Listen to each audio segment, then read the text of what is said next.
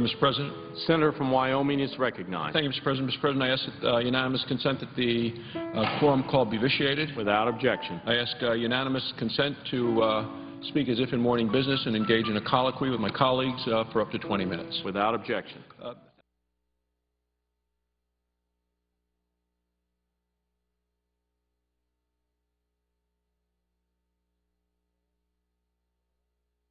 Law. A law that I believe is bad for patients. It's bad for providers, the nurses and the doctors who take care of those patients, and terrible for taxpayers.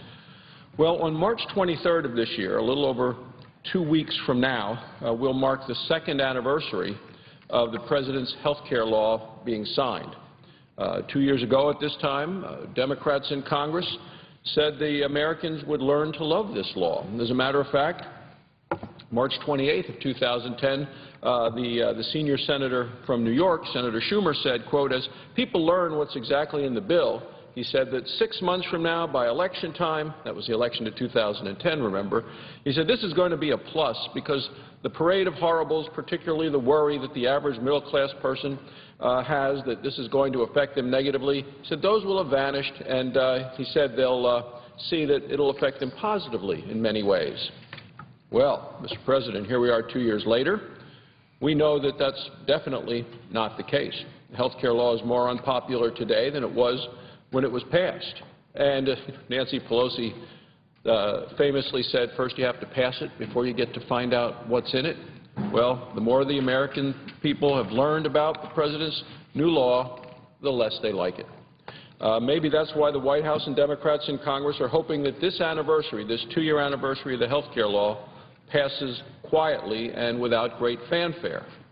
Well, Republicans believe that the American people deserve to know exactly how this law is going to impact them as well as the health care they receive. So in the lead up to the second anniversary of the law, I'm going to talk about specific ways that the law has actually made it worse for the American people. Something that I believed from the beginning would happen, and now 2 years later we're seeing is specifically the case. It's hurt jobs, it's driven up costs, it's given Washington more control over Americans' health care, and I believe it's weakened Medicare. Today, Senator Cornyn and I are going to focus on how the law threatens Medicare, and specifically our seniors trying to get a doctor, or seniors trying to get health care, and how this new Washington board, called the Independent Payment Advisory Board, has had that impact. It's an unaccountable board, it's unelected, it's a group of unelected bureaucrats that will decide how to fund the care that is covered by Medicare. So I come to the floor with my colleague, Senator Cornyn, and he's been traveling around the state of Texas as I've been traveling around the state of Wyoming, talking to seniors, visiting with them, asking about their needs. And they have great concerns about what is happening with this health care law, to the point that this week the House of Representatives is actually working in a bipartisan way to repeal this board, these unelected Washington-appointed bureaucrats. To me, it's the commission that's going to ration seniors' care and make it harder for our seniors to see a health care provider and get the care that they need. And I know Senator Cornyn is leading the effort in the Senate to work with the House in an effort to repeal this payment board. So, and I know, Senator Cornyn, you're doing this in an effort to protect our seniors, to make sure our seniors get the care they need. So I would ask that you could possibly share with me and others the concerns that you have, the concerns that you've heard, and the way that you're hoping to address them. Mr. President, I'd be happy to respond to my colleague from Wyoming, Senator Barrasso, who's been not only a United States Senator but a medical doctor, and who has been on the receiving end of government policy that, while it may be well-intended, backfires. And particularly this bipartisan support now we've seen in the House Energy and Commerce Committee yesterday, where they voted to repeal this Independent Payment Advisory Board. Independent Payment Advisory Board, IPAB, not iPod, IPAB. The reason why this is so important, and I'd just like to ask my colleague from your long experience as a medical practitioner, the purpose of this 15-member unelected, unaccountable bureaucracy to actually set prices for health care. What happens if, to the exclusion of all other health care reform that's IPAB or the federal government generally cuts reimbursement to providers? It would seem to me that you get a phenomenon where you have the illusion of coverage, but you have no real access to health care. The experience we've had in Texas is, for example, Medicaid, and the President's health care bill puts a whole lot of people into Medicaid. Only about a third of Medicaid patients can find a doctor who'll see a new Medicaid patient in the Dallas-Fort Worth area, one of the most populous parts of our state. And I know, particularly in many rural areas, and I know Wyoming has a big rural population as well, many times it's hard for seniors to find a doctor that will see a new Medicare patient, again, because reimbursement rates are so low. And I'd just like to ask the Senator from Wyoming what his experience has been in that area. Well, my experience is exactly what you described, because I think you said the words, the illusion of coverage. And when the President talked about the health care law, so often he wasn't actually talking about care. He was using the word coverage, and he was trying to use those words interchangeably. But coverage is not care. Because someone has a card, that doesn't mean they can actually see a doctor. We see that with Medicaid now, with its low levels of reimbursement. And with seniors already having trouble getting in to see a physician, this has a significant impact when an independent, when a board, an independent payment advisory board, 15 unelected bureaucrats decide they're going to decide how much to pay for a doctor's visit, how much they're going to pay a hospital for bypass surgery or for a hip replacement, which is an area of my specialty. That hospital gets to decide if they're going to continue to provide that service. That doctor gets to decide whether they're going to see that patient. So, and in rural communities, if the reimbursement is so low, and I've heard this from hospital administrators in Wyoming, if the reimbursement is so low for a procedure that is primarily, if not exclusively, done on people of Medicare age, and you can think of those things that are more likely to happen with someone over the age of 65, the hospital may ultimately decide that we cannot continue to afford to provide those services and keep the doors open to the hospital, so that seniors in a community will then be denied access to care in their own community because the hospital will no longer do or provide that service, whether it's bypass heart surgery, whether it's a total joint replacement. And that senior then has to travel greater distances to try to find some place to do that. Hospital may look at reimbursements for a procedure or different kinds of technology and say, well, the reimbursement's so low, we are not going to upgrade our X-ray equipment, our MRI machine. So again, that community would suffer. And even during the debate of the health care law, we heard many rural communities that, 1 in 10 hospitals were likely to actually be so financially stressed by the health care law that they may end up having to close their doors over the next 10 years. So I'm hearing that in Wyoming, but it's because of this board that the President wants to be the ones to essentially do what's to me to be the rationing of care. Mr. President, I'd like to ask the Senator from Wyoming, it seems to me that what the intent is behind this independent payment advisory board in the President's health care law, sometimes called the Patient Protection and Affordable Care Act. I think it really needs to be named Unaffordable Care Act for reasons we can go in to later.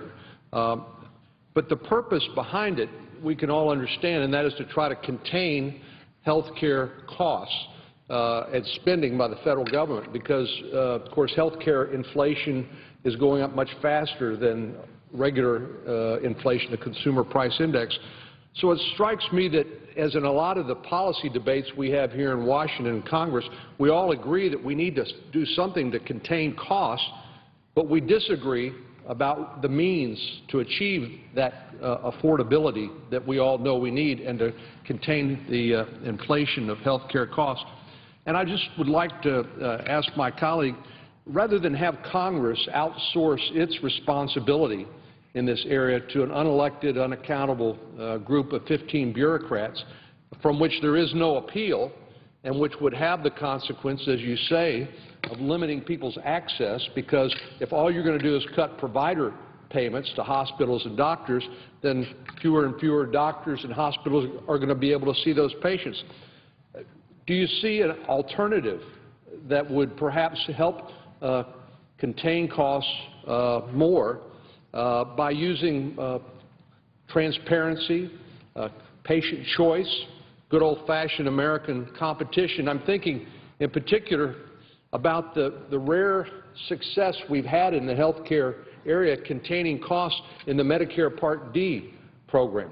To me, perhaps a model even where seniors have a choice between competing health care plans where they get their prescription drugs, but because of the choices that they have and the natural competition that occurs, you get market forces disciplining costs, and indeed it's a very popular program, but the projected cost for Medicare Part D has come in about 40% less than what was originally projected. And it strikes me that that's one of the missing elements here with this outsourcing of this responsibility to this unelected, unaccountable group of bureaucrats, where the only thing they try to do is cut provider payments. Do you see any alternative along the line of Medicare Part D or otherwise? Well, I think that the two key words that I heard the senator from Texas say are choice and competition, because those things put the patient at the center. It is patient-centered care, not government-centered care, not insurance company-centered care, but patient-centered care. And it's something that we've been talking about for years on the Senate floor, at least on this side of the aisle, to put the patient at the center, to give them the choice as well as have the availability of the competition. I mean, the concern I have, and I was at a statewide meeting in Wyoming of a number of our veterans and their families, and I asked this simple question: how many of you believe under the health care laws passed that you're actually going to ultimately end up paying more for your health care? Every hand went up. Every hand. Over 100 people there in Casper. Over 100 hands went up, and they all believe they're going to end up paying more under the President's health care plan than they would have had it not been passed. And that's what we're seeing from a lot of the research as well. The admittance that the care costs are going up even faster under the health care law than if it hadn't been passed. And then you ask the critical question that the senator from Texas has referred to about the availability of care, the quality of care. If you ask the question, how many of you believe that the availability of your care and the quality of your care under the President's new health care law will go down? Again, every hand in the room went up. These are all people that believe that this health care law crammed through Congress, crammed down the throats of the American public at a time when they were shouting, no, we don't want this, that they believe, the American people, that it made it worse, that they're going to end up paying more and getting less for something that they didn't ask for at all. The American public did have concerns from the beginning, which is what generated the whole discussion about health care and reform. And what patients are looking for is the care that they need from the doctor that they want at a cost they can afford. And under the President's health care law, they're losing all three. Mr. President, I would just like to thank the senator from Wyoming for his response. I think it shows there is an alternative to this outsourcing of our responsibilities to try to make care more affordable to this group of unelected, unaccountable bureaucrats, and cutting provider payments, which actually limit access to health care. But I'd tell my colleagues from Wyoming, I had an experience a couple of years ago visiting with some folks at Whole Foods, the grocery chain that's headquartered in Austin, Texas, where I live. They vote each year, I believe. John Mackey, the CEO, is very proud of this. They vote each year on their health care plan, and what they have chosen, the employees choose year after year, is a high-deductible insurance coverage for catastrophic losses, but then to cover the rest of their care, it's a health savings plan that actually Whole Foods makes contributions into this health savings account, which is then owned by the worker and can then be used to pay for their health care for the regular sort of routine needs. And I remember sitting at the table with a number of the workers and talking about why they liked this alternative so much, and it's clear because it gave them the choices that we all would want for ourselves and our families in terms of the doctor we want and the kinds of treatment we want, and it provided incentives because people were spending not the government's money, some sort of a credit card that they would never see the bill for, but they were spending their own money in their health savings account, thus realigning incentives for not only providers but also for consumers in a way that creates more transparency, more choices, and the kind of market discipline to hold down the cost. Division in Congress over the passage of the Patient Protection and Affordable Care Act, what some people call Obamacare. 60 Democrats voted for it, 40 Republicans voted against it in the Senate. That on this issue, on the IPAP, the Independent Payment Advisory Board, there actually is bipartisan support, particularly the House Energy and Commerce Committee, to take out that particular provision because people now on further examination have seen why it could actually backfire in limiting people's access to health care. And I would just ask my colleague, do you see a way for us to, on a bipartisan basis, to narrowly address that provision while we continue to wait on the Supreme Court of the United States to rule on the constitutionality of the individual mandate? We don't know how things like the state-based insurance exchanges will operate and the subsidies and whether those are going to be affordable or not. But on the narrow issue of repealing the Independent Payment Advisory Board, do you see the possibility for bipartisan support for that? Well, I would believe that there is going to be bipartisan support. We see bipartisan support in the House. I'd like to see bipartisan support in the Senate because when you look fundamentally at what this board does, they make recommendations, and it's practically impossible for the recommendations not to automatically become law. And we were elected to make laws, not having independent parties make the laws. American patients are going to be forced to accept whatever this unelected board's recommendations are. Very hard for Congress to override, so I would expect in a bipartisan way people would say, let's go and completely eliminate this board, which I know your piece of legislation is designed to do. The American patients, people all across the country, if they suffer from the recommendations of the board, the way that the law is written, they can't challenge this unelected board in court. Americans have a right to challenge things, but not this unelected board as was written into the health care law. So those are the sorts of things that I hear about when people say, well, what if I can't get a doctor? What if I can't get the care I need because the decision's made by the board? But, so this fundamentally gets to the issue of the whole health care law, which took $500 billion from our seniors on Medicare, not to save and strengthen Medicare, but to start a whole new government program for someone else.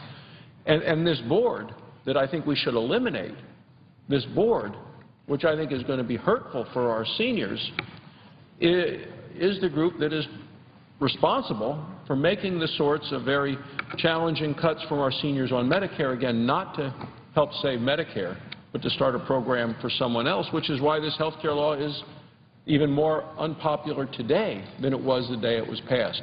So I think we do have a bipartisan reason to eliminate this, and that's why I'm supporting your legislation. I would just like to ask my colleague one final question, perhaps. Whenever we talk about reforming, saving, and securing Medicare so that we can keep our promise that we've made to seniors that when people reach the appropriate age that they can actually qualify for this benefit and it actually will be there for them. And in fact, people do in fact pay into this fund and they expect to get their money's worth back. That sometimes the charge is made that various reform proposals will destroy Medicare as we know it. But I would like to ask the senator from Wyoming, a medical doctor by profession, whether Medicare as we know it as currently constructed under the President's health care bill, with this IPAB provision in place, does it have any chance of survival as it currently operates now with this new board of unelected, unaccountable bureaucrats setting prices and limiting access because doctors and hospitals simply can't afford to provide the service at that cost? Doesn't that have the potential to radically transform Medicare as people have come to know it? My view is that people will still get a Medicare card in the mail, but whether there are people or hospitals, doctors and hospitals or nurse practitioners and others who will accept that card is the bigger concern.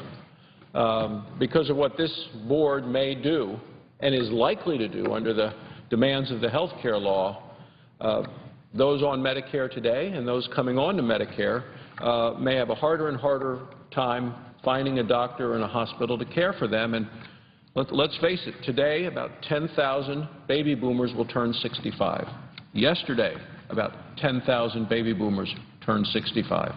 Tomorrow, about 10,000 baby boomers will turn 65. We need to make sure that Medicare is there and secure for the current generation as well as the next generation and generations to come. And my concern is that this board that I know you're trying to repeal, I'm trying to repeal, is going to make it that much harder for our seniors to receive the care that they need from a doctor that they want at a cost they can afford. Mr. President, as we approach the 2-year anniversary of the passage of the Patient Protection and Affordable Care Act, otherwise known as Obamacare, there's a lot of things that you're going to hear from both across the street at the Supreme Court of the United States and the constitutional challenge to this individual mandate, which is a very important constitutional question for the Supreme Court to decide whether there is any limit to the power of the federal government when it comes to forcing you to buy a product approved by the government and penalizing you if you don't do it, whether that is within the constitutional power of the Congress under the Commerce Clause. And then there are other important questions about the workability of the law, the affordability of the law.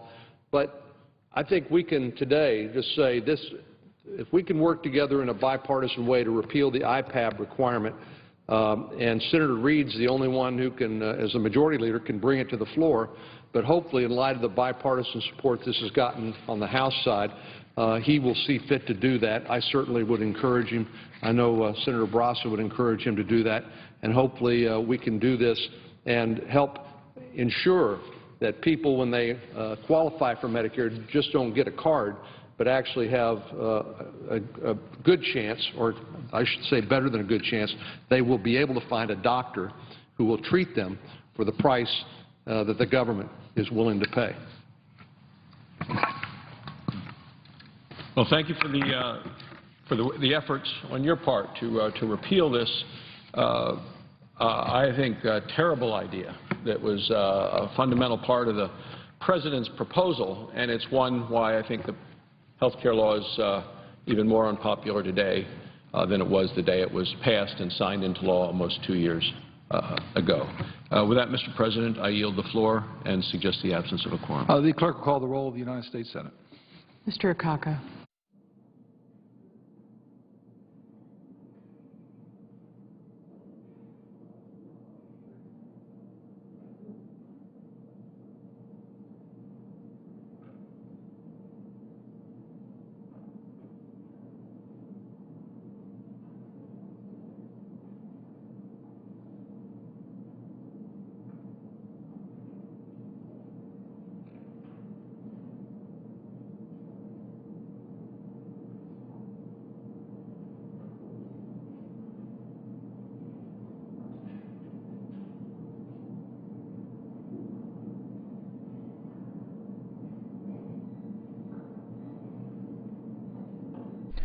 General speeches and some remarks on the surface transportation bill this afternoon. Some senators expressing confidence that agreement on the bill could happen as early as today. We heard Senator Boxer say that earlier when she came to the floor. We've mentioned that the House could take the option of taking up the Senate bill to break the current impasse in the House, hoping to get things moving there in the House. Speaker Boehner has removed Transportation and Infrastructure Chair John Mica from leading those negotiations. He's asked Pennsylvania Congressman Bill Schuster to take a key role bringing that bill about. He is the son of former Congressman Bud Schuster, who chaired the House Transportation Committee during 3 congressional sessions. Majority Leader Harry Reid had comments about that. He appeared to support the decision, saying that if the son is anything like his dad, it will help the bill to get done. The Senate will also hold a closed-door session with Homeland Security Secretary Janet Napolitano this afternoon. That will happen at 5 Eastern. They're expected to discuss cybersecurity issues. The House right now, as far as the House, they're in the midst of a series of 5 votes on a bill dealing with hydropower facilities. A second series of votes is expected later this afternoon, and more amendment debate on the measure is on the agenda for tomorrow. You can see the House live on C-SPAN.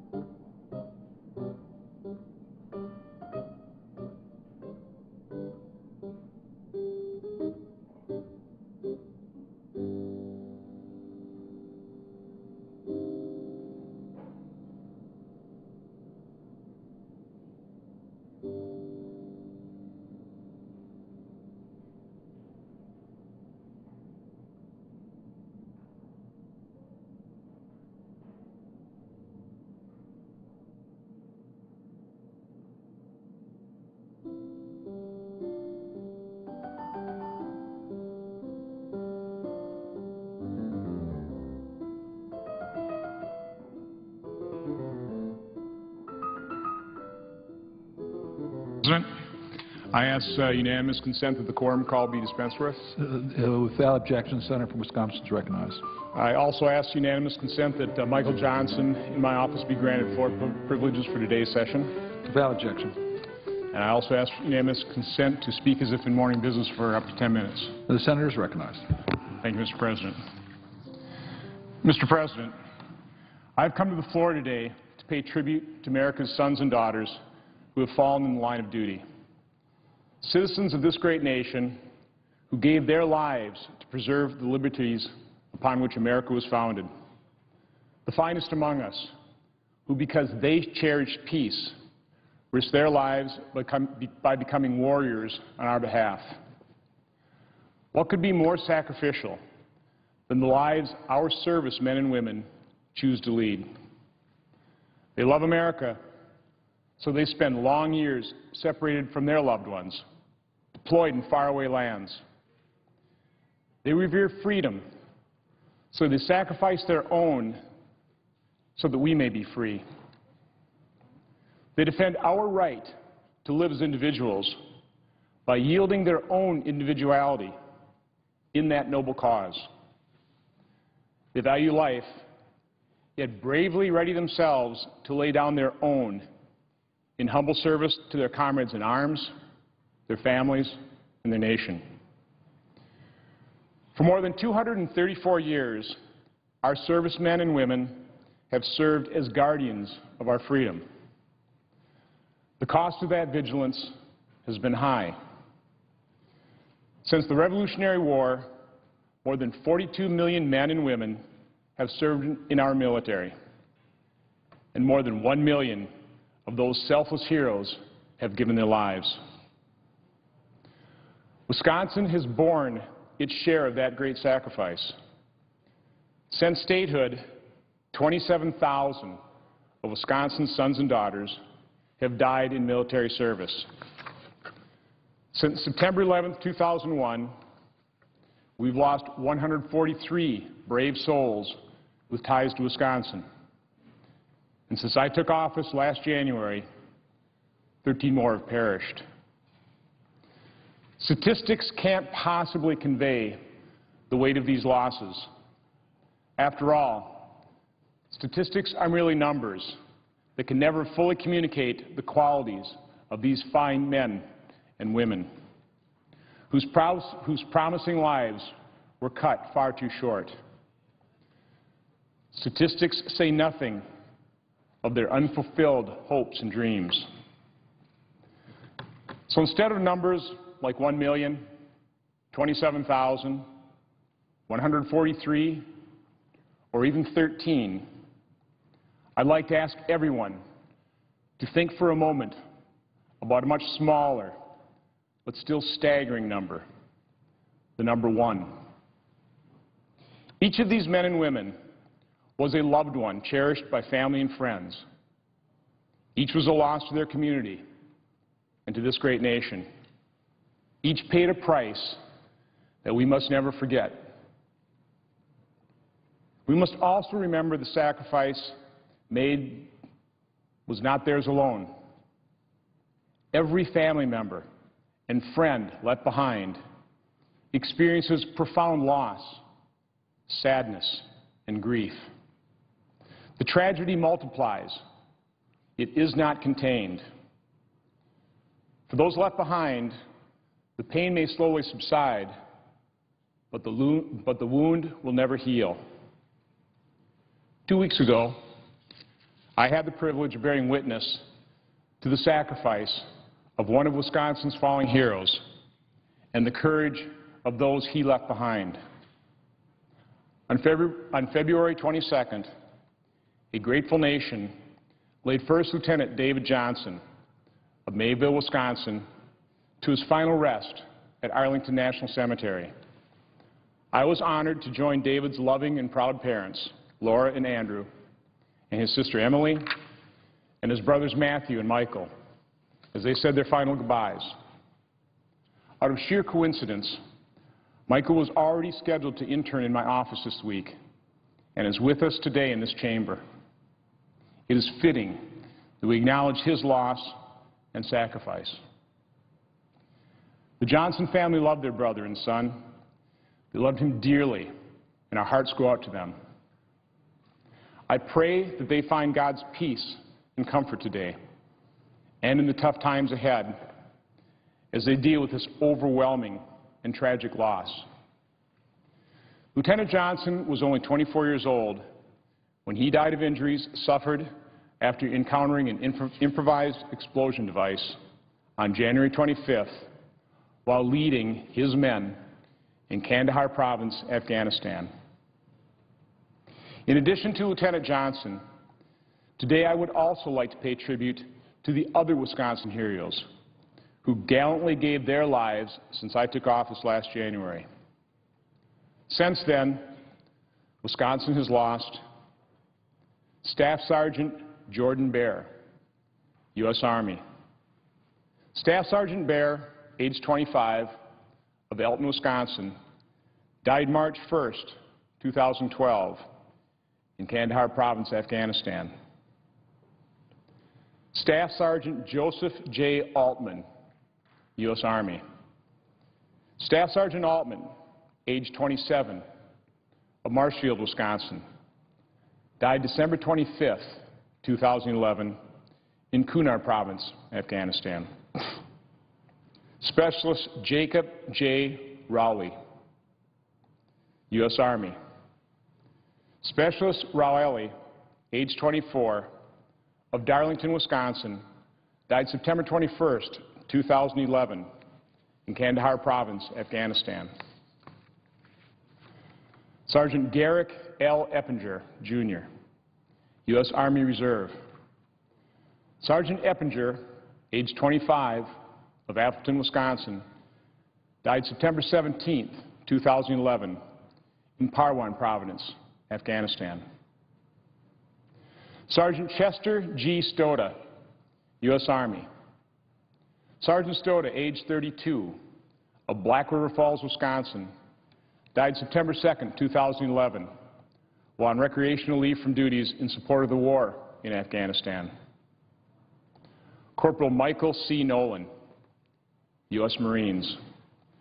Corporal Norland, age 22, of Spring Valley, Wisconsin, died June 27, 2011, in Helmand Province, Afghanistan. Specialist Tyler R. Kreintz, U.S. Army. Specialist Kreintz, age 21, of Beloit, Wisconsin, died June 28, 2011, in Uruzgan Province, Afghanistan. Private Ryan J. Larson, U.S. Army. Private Larson, age 19, of Friendship, Wisconsin, died June 15, 2011, in Kandahar Province, Afghanistan. Sergeant Matthew D. Hermanson, U.S. Army. Sergeant Hermanson, age 22, of Appleton, Wisconsin, died April 28, 2011, in Wardak Province, Afghanistan.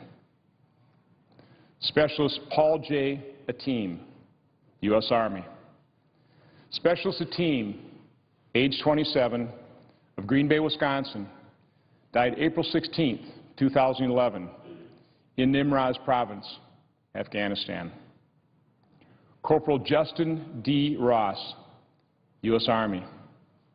Corporal Ross, age 22, of Green Bay, Wisconsin, died March 26, 2011, in Helmand Province, Afghanistan. And finally, First Lieutenant Darren M. Hidalgo, U.S. Army. First Lieutenant Hidalgo, age 24, of Waukesha, Wisconsin, died February 20th, 2011, in Kandahar Province, Afghanistan. May God bless and comfort their loved ones with his peace. May he watch over those who have answered the call and are serving today and those who will serve in the future. May God bless America. Mr. President, I yield the floor.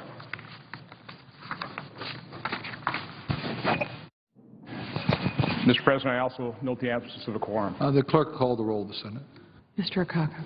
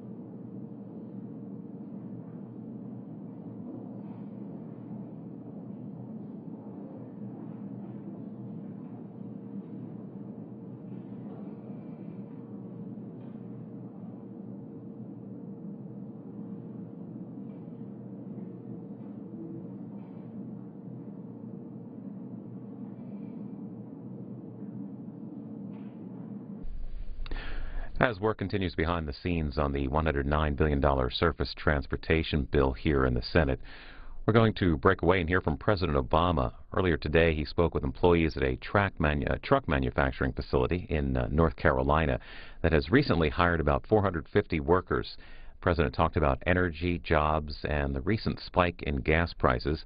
He talked for about 20 minutes. We'll show you as much of this as we can.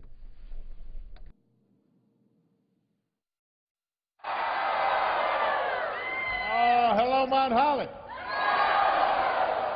Thank you, Juan, for that introduction. I did not know he was a preacher. He must be at least a deacon. I'm sorry. Well, he was starting to get the spirit up here. I'm going to take Juan on the road to introduce me everywhere. Can I hear an amen? Amen. I want to thank Mark Hernandez, Ricky McDowell,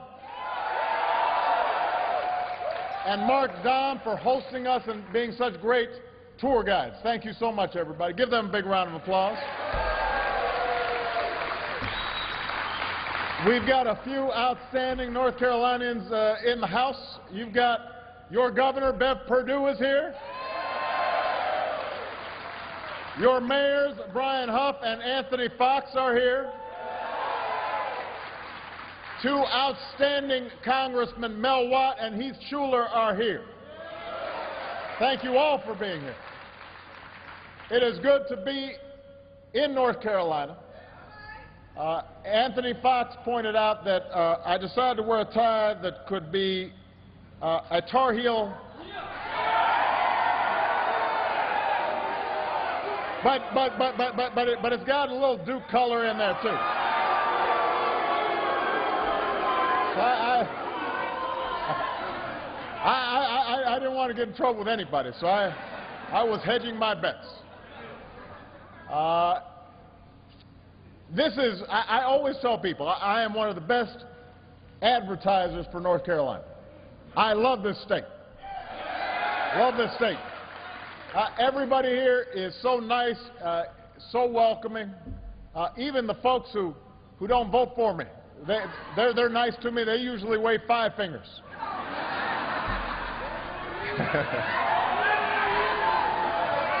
So it's just a great pleasure. And I just had a chance to see some of the folks who are doing the work here today. I couldn't be more impressed.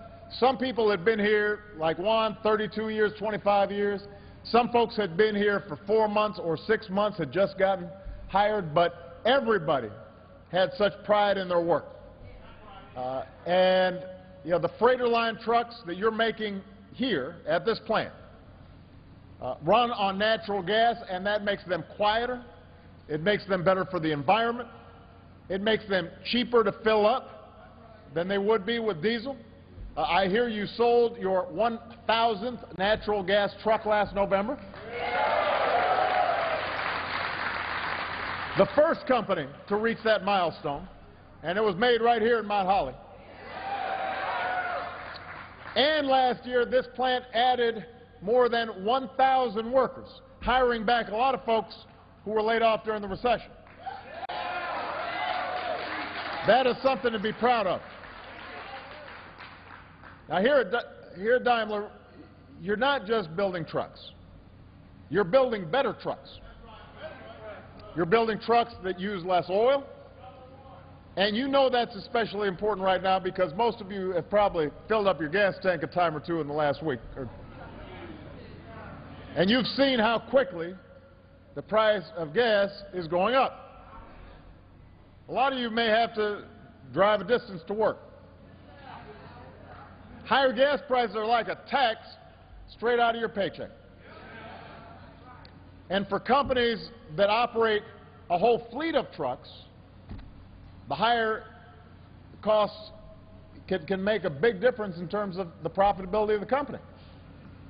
Now, here's the thing, though. This is not the first time we've seen gas prices spike. It's been happening for years. Every year about this time, gas starts spiking up, and everybody starts wondering how high is it going to go. And every year, politicians start talking when gas prices go up. They get out on the campaign trail, and you and I both know there are no quick fixes to this problem. But listening to them, you'd think there were. As a country that has 2% of the world's oil reserves, but uses 20% of the world's oil, I'm going to repeat that. We've got 2% of the world oil reserves. We use 20%. What that means is, as much as we're doing to increase oil production, we're not going to be able to just drill our way out of the problem of high gas prices. Anybody who tells you otherwise either doesn't know what they're talking about or they aren't telling you the truth. Here is the truth. If we are going to control our energy future, then we've got to have an all-of-the-above strategy. We've got to develop every source of American energy, not just oil and gas, but wind power and solar power, nuclear power, biofuels. We need to invest in the technology that will help us use less oil in our cars and our trucks, in our buildings, in our factories. That's the only solution to the challenge, because as we start using less, that lowers the demand, prices come down. It's pretty straightforward. That's the only solution to this challenge. And that's the strategy that we've now been pursuing for the last 3 years. And I'm proud to say we've made progress. Since I took office, America's dependence on foreign oil has gone down every single year. In fact, in 2010, it went under 50% for the first time in 13 years. Now, you wouldn't know it from listening to some of these folks out here. Some of these folks.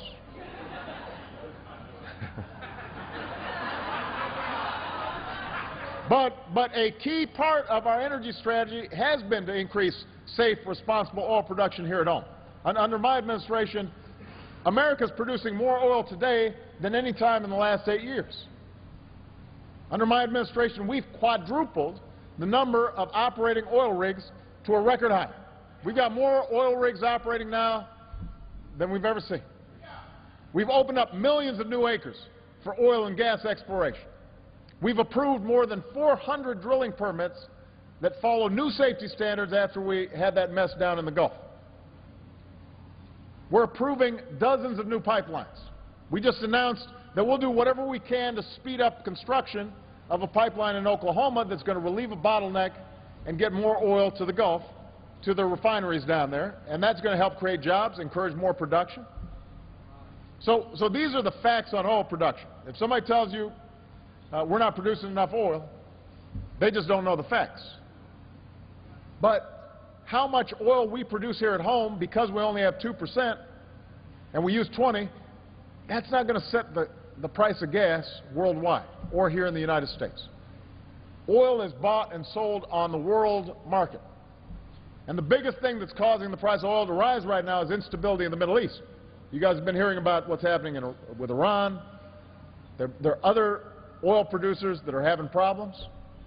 And so people have gotten uncertain. And when uncertainty increases, then sometimes you see speculation on Wall Street that drives up gas prices even more. But here's the thing. Over the long term, the biggest reason oil prices will go up is there's just growing demand in countries like China and India and Brazil. There are a lot of people there. In 2010 alone, China added nearly 10 million cars on its roads. Think about that. 2010, 10 million new cars. People in China, folks in India, folks in Brazil, they're going to want cars too as their standard of living goes up. And that means more demand for oil, and that's going to kick up the price of oil worldwide. Those numbers are only going to get bigger over time. So what does that mean for us? It means we can't just keep on relying on the old ways of doing business. We can't just rely on fossil fuels from the last century. We've got to continually develop new sources of energy, and that's why we've made investments that have nearly doubled the use of clean, renewable energies in this country. And thousands of Americans have jobs because of it. It also means we've got to develop the resources that we have that are untapped, like natural gas. We're developing a near 100-year supply of natural gas, and that's something that we expect could support more than 600,000 jobs by the end of the decade. And that's why we've worked with the private sector to develop a high-tech car battery that costs half as much as other batteries and can go up to 300 miles on a single charge. Think about that. That'll save you some money at the pump. And that is why we are helping companies like this one right here and plants like this one right here to make more cars and trucks that use less oil. And when I ran for office, I went to Detroit and I gave a speech to automakers where I promised that I was going to raise fuel standards on our cars so that they go further on a gallon of gas. I said we should do the same thing on trucks. I have to tell you, when I said it, I didn't get a lot of applause in the room, because there was a time when automakers were resisting higher fuel standards, because change isn't easy. But you know what? After 3 decades of not doing anything, we got together with the oil companies. We got together with the unions. We got together with folks who usually do not see eye to eye, and we negotiated new fuel economy standards that are going to make sure our cars average nearly 55 miles per gallon by the middle of the next decade. That's nearly double what they get today. Nearly double. Now, because of these new standards for cars and trucks, they're all going to be able to go further and use less fuel every year. And that means pretty soon you'll be able to fill up your car every 2 weeks instead of every week. And over time, that saves you, a typical family, about $8,000 a year. You like that, don't you? $8,000, that's no joke.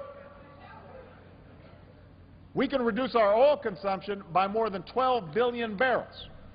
And thanks to the super truck program that we've started with companies like this one, trucks will be able to save more than $15,000 in fuel costs every year. Think about that, $15,000. Looks like somebody might have fainted up here. If we got some of the EMS, somebody. Don't worry about, folks do this all the time in my meetings. I mean, you always got to eat before you stand for a long time. That's a little tip, but they'll be okay. Just make sure that, give them a little room. All right, everybody all right? Okay. So these trucks can save $15,000 every year.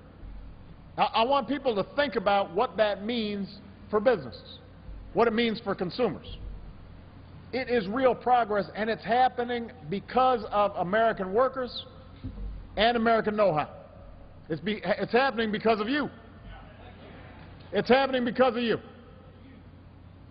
We're also making it easier for big companies, some of your customers, like UPS and FedEx, to make the shift to fuel-efficient cars and trucks. We call it the National Clean Fleets Partnership. And since we announced it last year, the number of companies that are taking part in it has tripled. And that means more customers for your trucks. We're creating more customers for your trucks. And I am proud to say that the federal government is leading by example. One thing the federal government has a lot of is cars and trucks. We got a lot of cars and we got a lot of trucks. And so what I did was I directed every department, every agency in the federal government to make sure that by 2015, 100% of the vehicles we buy run on alternative fuels. 100%. So we're one of the biggest customers in the world for cars and trucks, and we want to set that bar high. We want to set a standard that says by 2015, 100% of cars alternative fuels. So we're making progress, Mount Holly, but at the end of the day, it doesn't matter how much natural gas or flex fuel or electric vehicles you have if there's no place to charge them up or fill them up.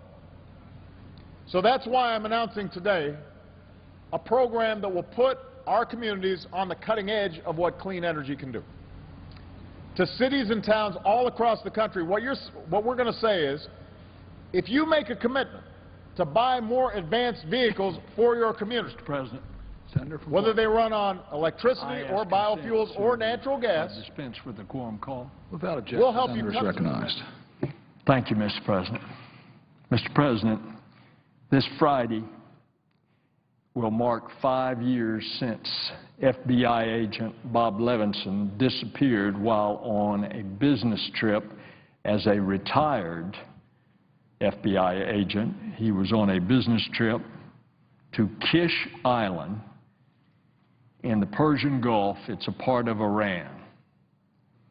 That's 5 long years that his wife, Christine, has been without her husband, and 5 long years that her 7 children have been without their father. Over those 5 years, I've spoken so many times about Bob from the floor of the Senate and so many other venues.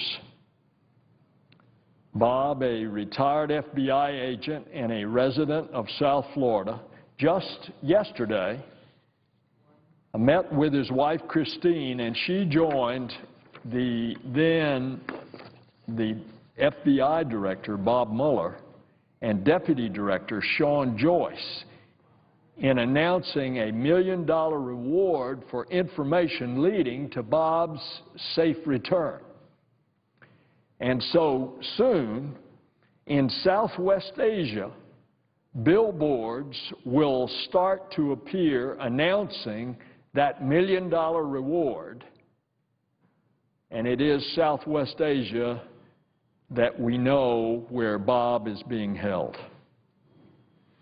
Well, today I want to talk about his children, because tomorrow in Miami, the Society of Former Special Agents of the FBI will honor Bob's 2 youngest children, his son Doug and his daughter Samantha, both of whom, along with their other siblings, have persevered through this very, very difficult time.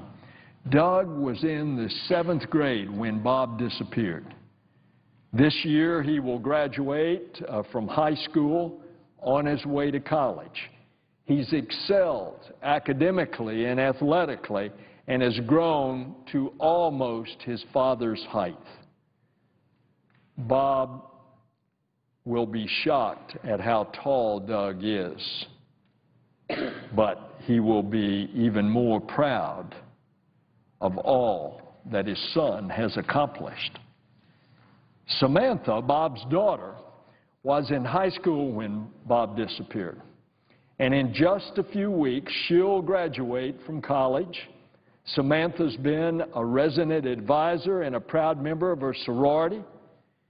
She interned at Disney, where she hopes to work after graduation. And again, when her father returns, he will be so proud. So to honor Bob's children and standing in solidarity with one of their own, the Society of Former Special Agents of the FBI will award to Doug and Samantha scholarships to assist with the cost of college. I want to thank that society, those agents that have protected us so much over the years. I want to thank them for their service. I want to thank them for their kindness. And I want to congratulate Doug and Samantha for all that they have accomplished under such very difficult circumstances. To Christine Levinson, this heroic woman who has stood so strong in the midst of great adversity for 5 years, I want to say to Christine and to her children that this government will not rest, none of us will rest until we have brought Bob home. I look forward, as do so many, to that day of celebrating with them and celebrating with all of Bob's friends and his former colleagues. Mr. President.